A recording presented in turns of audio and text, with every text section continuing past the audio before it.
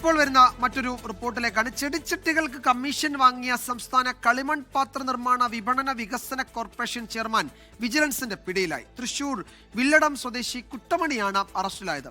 വളാഞ്ചേരി കൃഷിഭവന് കീഴിൽ വിതരണം ചെയ്യാനായി ഓർഡർ ചെയ്ത 5372 ചെടിച്ചട്ടികളിൽ ഒരു ചെടിച്ചട്ടിക്ക് 3 രൂപ വീതം നിർമ്മാണ യൂണിറ്റ് ഉടമയോട് കമ്മീഷൻ ആവശ്യപ്പെടുകയായിരുന്നു.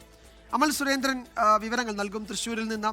അമല്, ഈ നിർമ്മാണ യൂണിറ്റ് ഉടമ തന്നെയാണോ ഇക്കാര്യങ്ങൾ വിജിലൻസിനോട് പറഞ്ഞ് ഈ കക്ഷിയെ കയ്യോടെ പിടികൂടിയത്?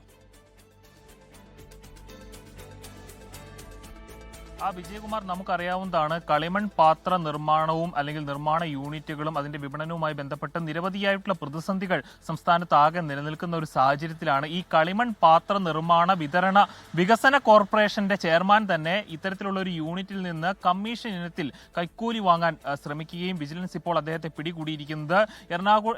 തൃശ്ശൂരിലെ വില്ലടം സ്വദേശിയായിട്ടുള്ള കുട്ടമണി KN ആണ് ഇപ്പോൾ വിജിലൻസിന്റെ പിടിയിലായിരിക്കുന്നത്. ചിറ്റശ്ശേരിയിൽ പ്രവർത്തിക്കുന്ന കളിമൺ പാത്ര നിർമ്മാണ യൂണിറ്റിന്റെ ഉടമയിൽ നിന്നാണ് ഇദ്ദേഹം ഒരു ചെടിച്ചട്ടിക്ക് ഏകദേശം 3 രൂപ വെച്ച് കമ്മീഷൻ കൈപ്പറ്റാൻ ശ്രമിച്ചത്. ഇത് പ്രകാരം 5372 ചെടിച്ചട്ടികളുടെ കച്ചവടമായിരുന്നു നടന്നത്. ഇതിൽ ഒരു ചെടിച്ചട്ടിക്ക് 3 രൂപ വെച്ച് ഉള്ള ഒരു കൈക്കൂലിയായിരുന്നു ഇയാൾ ആവശ്യപ്പെട്ടത്. ഇയാളുടെ ശല്യം സഹിക്കവയ്യാതെ ഈ കൈക്കൂലിയുടെ ആദ്യ ഗഡുവായിട്ടുള്ള 10,000 രൂപ കൈമാറാൻ സമ്മതിച്ചുകൊണ്ട് ഈ ഒരു ചിറ്റശ്ശേരി കളിമൺ പാത്ര യൂണിറ്റിന്റെ ഉടമ തൃശ്ശൂരിലെ വടക്കേ സ്റ്റാൻഡിന് സമീപം എത്തുകയും അവിടുത്തെ ഇന്ത്യൻ കോഫി ഹൗസിൽ വെച്ച് ഇദ്ദേഹത്തിന് 10,000 രൂപ കൈമാറാൻ ഉള്ള ഒരു പദ്ധതിയായിരുന്നു ഉണ്ടായിരുന്നത്. പക്ഷേ ഈ ഉടമ എന്താണ് ചെയ്തതെന്ന് വെച്ചാൽ ഇദ്ദേഹം ആദ്യം തന്നെ വിജിലൻസ് ഉദ്യോഗസ്ഥരെ ഈ വിവരം അറിയിച്ചിരുന്നു. ഇത്തരത്തിൽ എന്നോട് കൈക്കൂലി ആവശ്യപ്പെടുന്നുണ്ട്, ഇന്ന ദിവസം ഇത് കൊടുക്കാൻ ചെല്ലാമെന്നാണ് പറഞ്ഞിരിക്കുന്നത് എന്ന് ഉദ്യോഗസ്ഥരെ അറിയിച്ച് ഉദ്യോഗസ്ഥരുടെ